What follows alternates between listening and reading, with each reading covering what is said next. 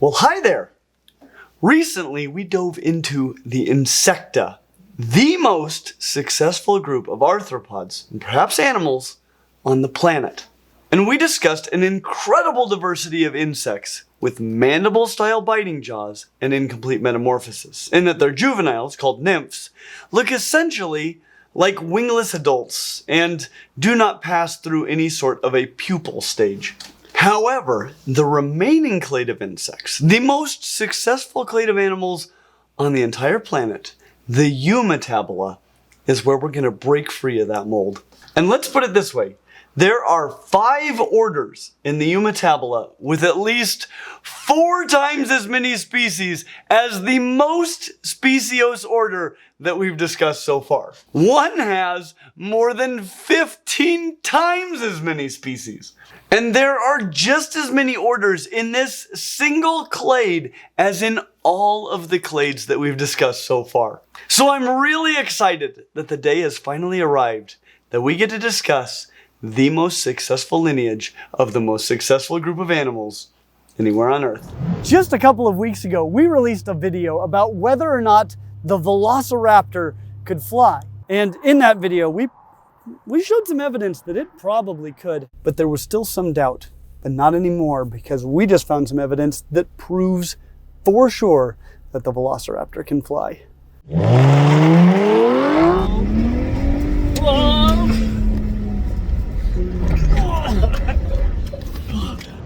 This unbelievable vehicle is the Hennessy Velociraptor, and we have this Velociraptor today thanks to the sponsor of today's video, Ridge. Ridge is currently doing a massive sweepstakes where you can win either this Hennessy Velociraptor, a gold-plated Cybertruck, or $100,000 in cash. The sweepstakes runs now through September 13th, and the best part is you can enter to win this incredible truck for free. There are tons of ways to enter, and some of them are free. Plus, every dollar you spend on the Ridge website is another entry.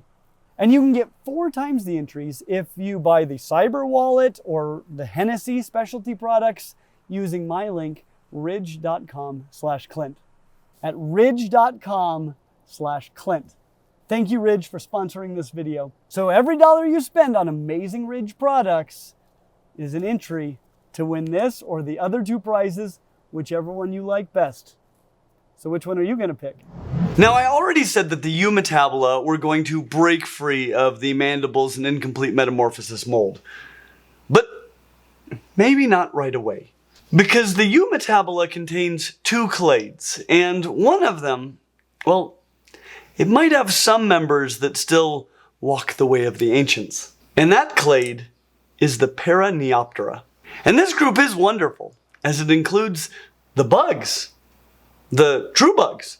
Obviously, you can call anything from a beetle to a bunny bugs, but if you don't want to get laughed out of an entomology conference, then you'd better save the term for members of the Hemiptera. And we'll get to them in a second. But first, we have to take a somewhat unpleasant detour into the order Socodia, the hagfish of the Paraneoptera. In fact, they're such an oddball group that the Paraneoptera is unsure that it even wants to claim them. Some phylogenies place them as sister to the Holometabola, the other clade in the Eumetabola. But wherever you put them, well, they are what they are. Lice. Specifically, bark lice, book lice, and parasitic lice. But not all parasitic lice. For example, tongue-eating lice are not part of this order. Though we do have a video that talks all about those as well. But they aren't true lice. Though, like true lice, they are crustaceans. Same thing goes for fish lice. But the members of the Socodia, well, they are lice. And they're insects. So we better talk about them.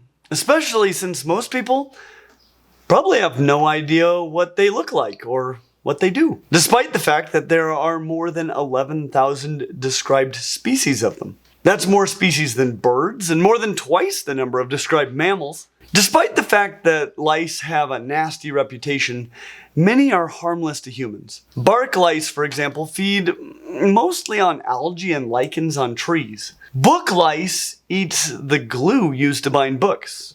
And in addition to old books and micro-photosynthetic organisms, lice generally feed on things like fungi and detritus. Many fly, though some are wingless, even as adults. Some spin silk with their mouths.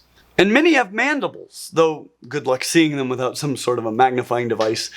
They tend to be tiny. Not just the mandibles, but the whole louse. No wonder 11,000 species were basically able to fly, or walk in many cases, under your radar for so long. Though there are 3 species that you probably do know about. The head louse, the human body louse, also known as the cootie, and the ever-popular crab louse, or pubic louse. For what it's worth, our understanding of molecular biology has allowed us to use the divergence time of the human body louse from the head louse as a pretty good piece of evidence to reveal about when humans started wearing clothing.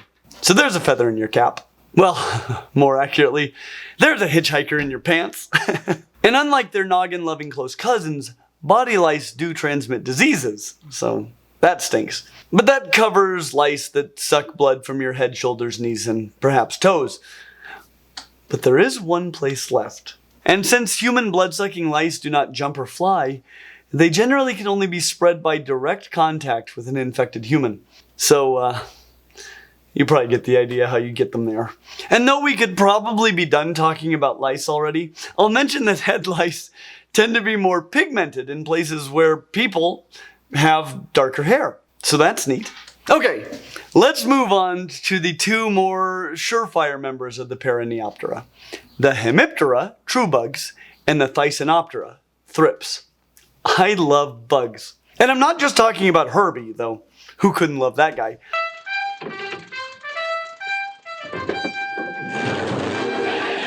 Bugs can generally be identified by the fact that they, like every group that we've discussed so far, have incomplete metamorphosis, where their nymphs look basically like wingless adults. And also by their piercing, sucking mouth parts that generally sit across the thorax when not in use, like a little straw down their chests. Some hemipterans are easy to mistake for beetles, and understandably so. Both are often rather oval in shape with hardened wing covers made from their first pair of wings that can seal and protect the second pair of wings when not in use. Assuming that you're looking at adults, it can be difficult to tell them apart without looking at the mouth parts. Though you are unlikely to ever confuse a juvenile beetle for a juvenile bug. But if it has a straw down its chest, it's a bug. If it has bitey mandibles, it's a beetle. And that includes the inappropriately named ladybug, which is only a lady half of the time and is never a bug at all. So far, if you add up every order of insects that we have discussed in these 2 videos, we have talked about just over 60,000 species, which is insane. That's about the same as the total number of described vertebrate species. All of them. Well, there are over 100,000 species of just hemipterans. So wing covers and piercing sucking mouth parts, well, that recipe seems to be working out. While some look like beetles, such as shield bugs, water bugs, assassin bugs, and leaf-footed bugs, others look nothing like beetles, like cicadas, leafhoppers, aphids, and scale insects. Again, this order alone is almost twice as diverse as all of the insects that we've discussed so far put together. We definitely need a video about bugs someday soon. I mean, just check out this peanut bug that we found in the Amazon. Or these horrid king assassin bugs that we covered a couple of years ago. Or this bellistomatid that we'll be covering very soon. Bugs are amazing. And their closest living relatives are these. The nearly 8,000 species of thrips of the order Siphonaptera. And that's a lot of species for something that you've probably never heard of. There are more species of thrips than mammals, so what are they? Well, they're relatively small. I mean, really small, like less than 1 millimeter long, which means that you would need to line up at least 10 of them end to end to fill up a centimeter. A conga line of 25 of them wouldn't even be an inch long. They're small, though the longest in the world is over half an inch long. Quite the colossus. If you've ever heard of them before, you're either way into entomology or you keep plants because, well, they can be hard on plants, even carrying diseases that can impact many plant species. though many are pollinators and others are carnivores that benefit plants, and most are fungivores. They're roughly the shape of a cigar and have crazy asymmetrical mouthparts that are diagnostic for the group. But if you can't get a good look at their jaws, the wings of flighted thrips are probably the best indicator of what you have. Each wing looks basically like a little feather. Very odd. Anyway, Paraneoptera, the clade that we've been discussing, means next to the new wings. Which is funny because it is within the new winged insects of the Neoptera. That's like being here inside of Clint's reptile room and being told that you're next to Clint's reptile room. You probably need to update your GPS. So the next two new winged insects are themselves new winged insects. And all that is meant by new wings is that the wings can fold over the abdomen. Mantises, cockroaches, and grasshoppers, among others, are also new winged. So the Paraneopterans are not even the hagfish of Neopterans. So the next to new wings are embedded deeply within the new wings and are about as next to the new wings as your skeleton is next to you. Assuming that you're a human. I didn't mean to exclude you arthropods. That analogy wouldn't work the same way for you. But anyway, they may not be next to the new wings, but they are next to the most successful clade of all. A clade that makes Hemiptera look like it's putting up rookie numbers. The absurdly successful Holometabola. And there is one thing that truly sets the Holometabola apart from almost all of the insects that we've discussed so far. And that would be a complete metamorphosis. And I say almost all because it appears that this is something that they share with some male scale insects, which are hemipterans. So it appears to have evolved at least one other time in the insecta. But it is, for all intents and purposes, limited to the Holometabola. Up to this point, we have been discussing insects with incomplete metamorphosis that hatch out as nymphs that, in most cases, look essentially like wingless adults, and steadily get larger with each molt until they molt into a generally winged adult called an imago. They never pass through any sort of a non-feeding stationary pupal stage. And when I ask my students whether they think that insects that pupate should be more or less successful than those that do not, they almost always guess that they should be less successful. How could it be beneficial to go through such a vulnerable period during development? And yet the numbers would suggest that it is beneficial. Despite only being one lineage among many, the Holometabola puts all of the others completely to shame. And I'll give you two big reasons why this is the case, though there are more. Holometabolous insects hatch out as larvae, which, in most cases, look and behave very differently from the adults that emerge from the pupal stage. One huge advantage of this is that each stage can specialize at performing very different tasks. Larvae can become very specialized at doing things that are most important for sexually immature organisms. Mostly finding food so that they can grow quickly and get big. The longer it takes to reach maturity, the more time you have to die before you can breed. And the larger you get, the more babies you can produce in many cases. So they can be great at growing, which is something that adult insects generally do not do at all. Once they reach the imago stage, their growing days are over. Some don't even feed. Some don't even have mouth parts because they only have one goal: find a mate, make some babies. And the adaptations needed for this goal are, in most cases, very different from the adaptations required for the former goal. When insects pupate and metamorphose, they can dramatically alter their form.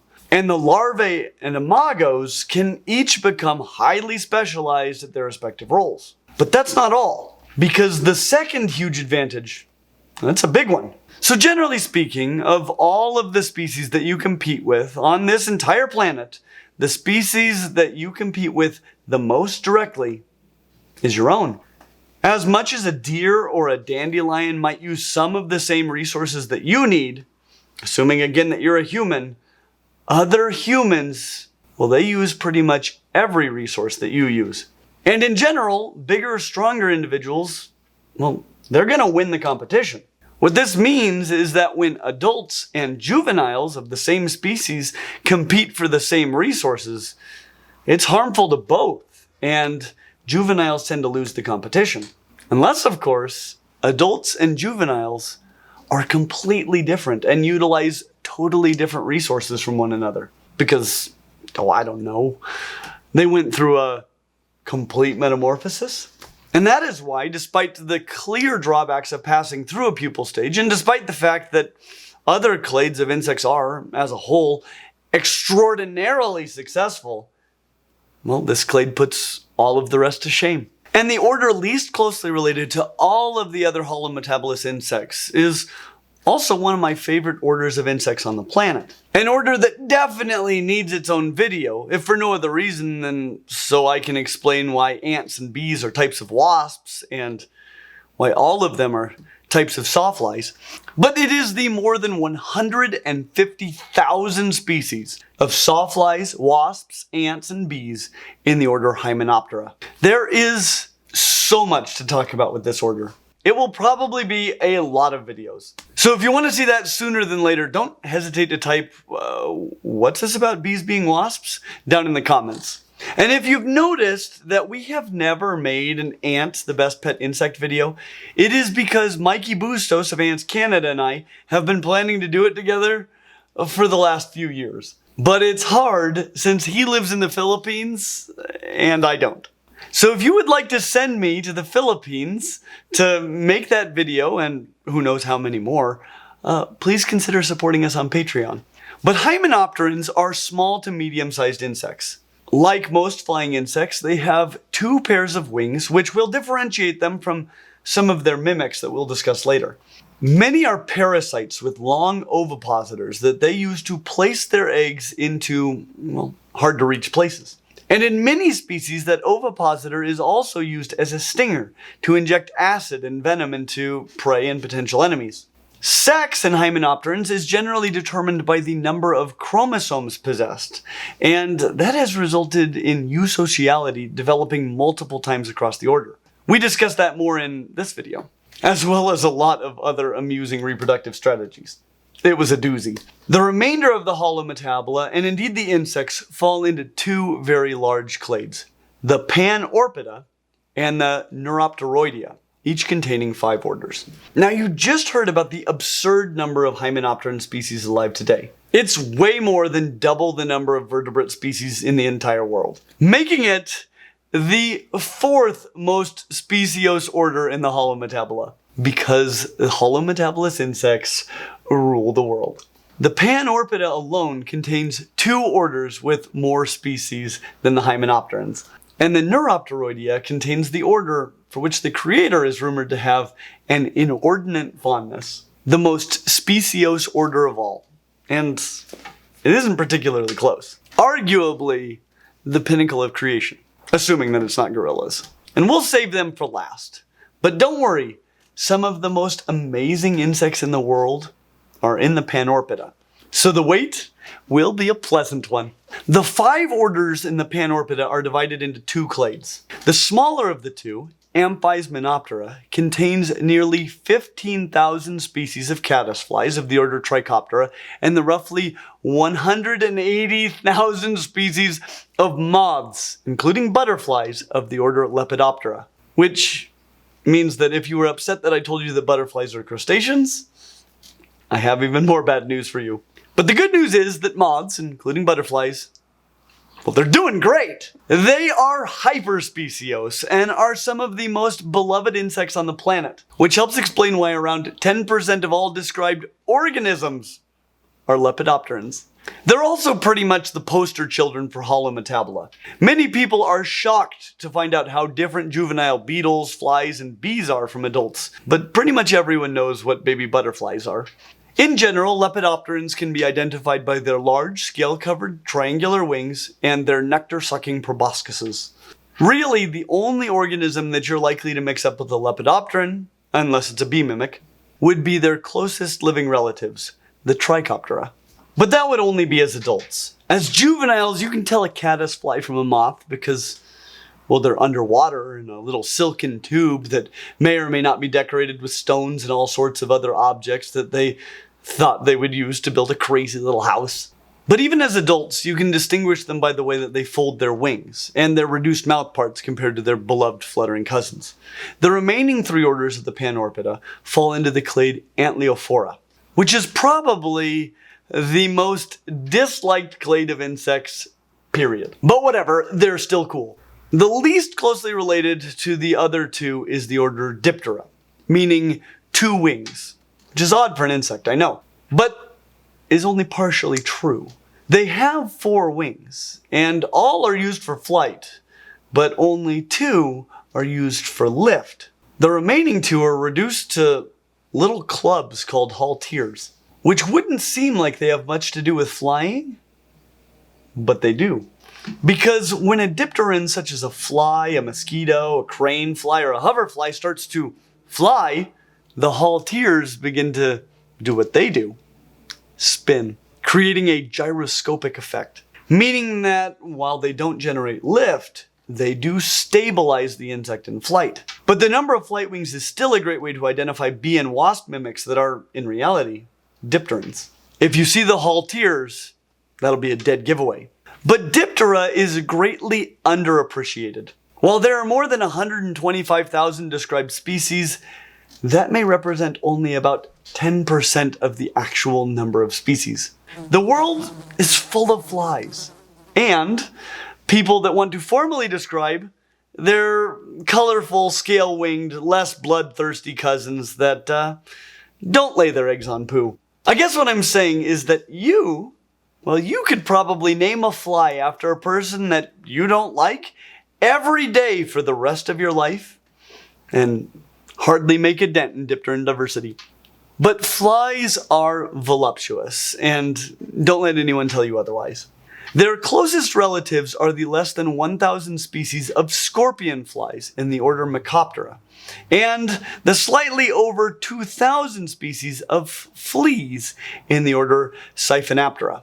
Now, I just got done talking about horseflies, mosquitoes, and maggots, so I will give you just a tiny break before I talk about fleas. And we'll start with their closest relatives that look awesome, but aren't as cool as they look. This is a scorpion fly. Specifically, this is a male scorpion fly. You can tell that it's a scorpion fly by that really crazy face, but they get that name from that crazy tail. It looks like the metasoma and telson of a scorpion, but it isn't. Those would be his genitals. Their closest relatives are the blood-sucking, flightless, bounding insects that we call fleas. In fact, some phylogenies even place the fleas within the Mecoptera, so they may just be the world's worst scorpion flies. You know, since they don't fly, and they're the worst. I'm itchy just thinking about them. When I lived in Peru, at times I would have probably in the neighborhood of 100 bites at a time. It was high-level suffering. So let's talk about the Neuropteroidea. Its 5 orders are also divided into 2 clades. The larger of the 2, the Neuropterida, contains 3 orders that may all be new to you. At least, you may not have ever known what they were if you've ever seen them before. The smaller clade, the Coleopterida, contains 2 orders. And one of them will likely be new to you. But if you don't know the other, I have no idea what planet you live on. I can't even accuse you of living under a rock. I see them under rocks all the time. They may be the most successful order of animals on this planet, but I promised that I would save them for last. So we'll begin with the Neuropterida, which does contain this. We've been waiting a long time to find out what this is. And of the 3 orders in this clade, the one least related to the other 2 are these, the snakeflies of the order Reptiles. Now I have a little confession to make. I have a real hole in my mammal knowledge called antelopes. I can recognize and name a handful of them, but there are almost 100 different species. It's just too many. And yet, in the context of the Holometabola, finding out that there are only 160 species of snakeflies really makes you feel like they aren't doing well at all. And they aren't. They're pretty limited to more temperate parts of the northern hemisphere. They really reached their peak before the extinction of the non-avian dinosaurs. And given that these first appeared in the Jurassic, I feel bad for all the entomologists that didn't know what to call them until snakes first appeared in the early Cretaceous, when these were already in their heyday. But they are called snakeflies because of the conspicuously elongated first segment of their thorax. Combine that with the lack of hardened first wings called elytra and the lack of mantis-style raptorial forelimbs, and more than likely, you found a snakefly. And if you're going to confuse them with anything else, it would probably be with a member of the order Neuroptera, the lacewings. And don't beat yourself up. Lacewings look like all sorts of things, from moths to bees to dragonflies to praying mantises. This is an antlion. As a juvenile, it is pretty unmistakable. It lives in the middle of a sand cone and eats insects that fall into its sarlacc trap. But as an adult, many people who love dragonflies and don't pay much attention to antennae get them tattooed on themselves, only to find out at the first entomology conference that they attend that they have a rad antlion tattoo. This wonderful creature is a mantis fly. Not a mantis, not a dipteran, but a rad convergence on the praying mantis body form. Just without the leathery tegmina and with a very different looking juvenile form. And the roughly 6,000 species of lacewings are the closest relatives of the snakeflies, along with these, the closest relatives of the lacewings, the roughly 300 species of alderflies, dobsonflies, and fishflies in the order Mecoptera, which generally look a lot like lacewings, but sometimes have some of the freakiest looking mandibles on the planet, though they're not nearly as horrifying as they look. They're mostly just for show. Like Jason. Scary looking, but actually pretty harmless. And I mean our producer Jason, not the one with the hockey mask. He's much less harmless. But these jaws are pretty much just for fencing. Some species don't even feed as adults. And interestingly, of all of the Holometabola, these undergo the least extensive metamorphosis, though the larval forms do eat. And that brings us to the Coleopterida, the final two insect orders. And I promised that one would likely be new to you. But if you've ever been looking at an insect and it suddenly burst open and a bunch of smaller insects came flying out of it, they were likely one of the roughly 600 species of twistwing flies in the order Strepsiptera. Yeah, they're endoparasites of larger insects after they get done eating their mother to death. These definitely belong in our next unusual mating strategies video, because I haven't even gotten to the way that they mate. It may be the most horrifying part of all. I tell you what, I'll start that video with these guys. But right now, we're finally gonna get to beetles. We could make this channel into Clint's Beetles, and we could make videos about nothing but beetles for the rest of my life and never run out of content. There are about 400,000 described species, and we're just getting warmed up. Let's put it this way. If you would be to take every described animal and put all of their names into a hat, then pull one out, you would have a 1 in 4 chance of pulling out the name of a beetle. Voluptuous dipterans are probably their only rivals for diversity among all animals on the planet. But if there's one thing that can put to shame the success of halteres and holometabolism, it's elytra and holometabolism. You might have noticed that the most successful group of insects without complete metamorphosis were the true bugs, which often have well-protected wings. Well, that recipe works for the Holometabola as well. And perhaps even better. Beetles, unlike true bugs, have mandibular jaws. But their first set of wings is even more sclerotized into an even harder cover called an elytra. This allows beetles to both fly, which is hugely advantageous, and jam themselves into tight, but often safe, spaces where wings would generally make it impossible to go. Let's just take a minute to enjoy the incredible diversity of beetles.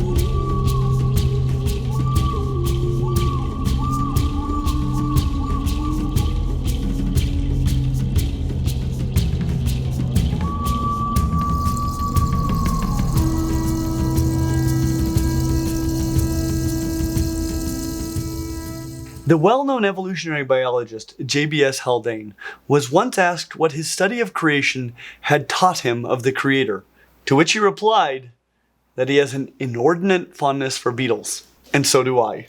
I'll make a full video, possibly multiples, on beetles very soon. So let me know if you too have an inordinate fondness for beetles. And as always, like and subscribe, and we hope to see you real soon.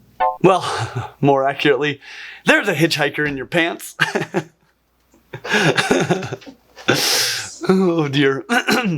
Got a hair in my eye, but being the professional I am, I finished that sentence.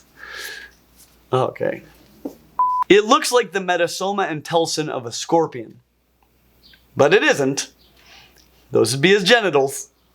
You're welcome.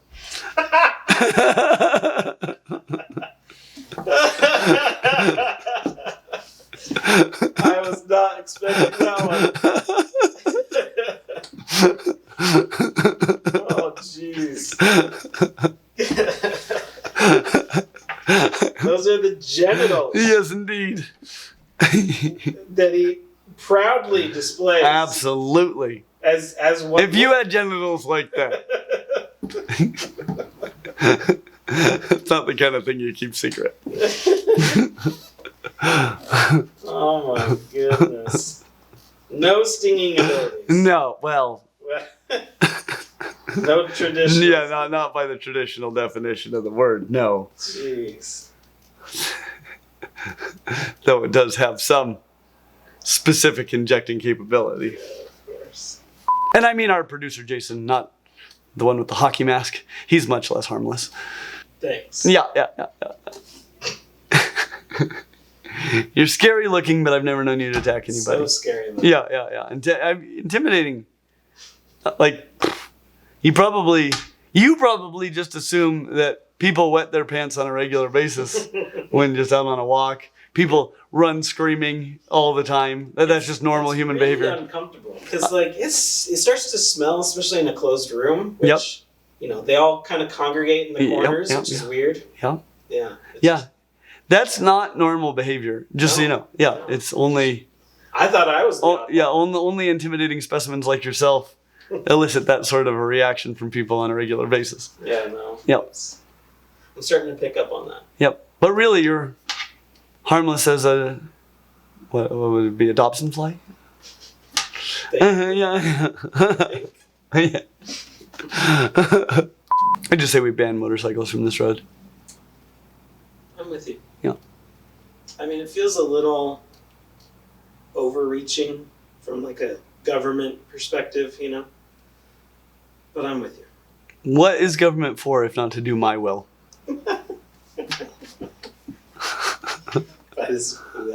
No truer words. What is that? That's loud. I think that was an airplane flying at the road level. It's just trying to take off. Doesn't sound like a car.